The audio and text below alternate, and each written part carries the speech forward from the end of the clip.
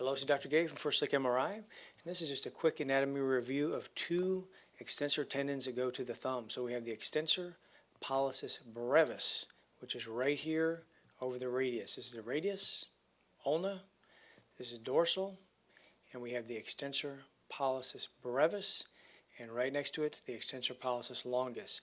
And these are going to follow each other. Both are going to go over the radial aspect of the radius here. And there's a couple tendons. These are the extensor carpi radialis longus and brevis tendons. One here, one here. And so the pollicis tendons are going to go over the top. So we'll start with this one. This is more proximal. We can see it coming across. This is the extensor pollicis brevis. And we're going to watch it come over. And the muscle surrounds it a little bit here. Some gray signal here is the muscle. You can see it going over the top. And then the muscle is going to end here. And now we see the tendon going over here. Now we have these two tendons along the radial aspect. This one right here is the extensor pollicis brevis. Again, see that muscle in the forearm.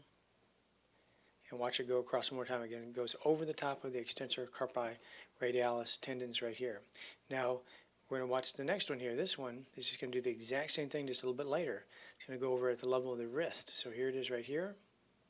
You're going to watch it. Now it's going to go across. Right now we're just getting into the wrist joint. And right at the level of the wrist, it goes across the top. It's hard to see because it's so thin. But there it is right there. And here we are, the most distal cut. So this is again, the longus is smaller and more, comes across later. And the brevis has a bigger muscle here, and it comes across and more proximally within the distal forearm here. So the brevis and longus together going to the thumb.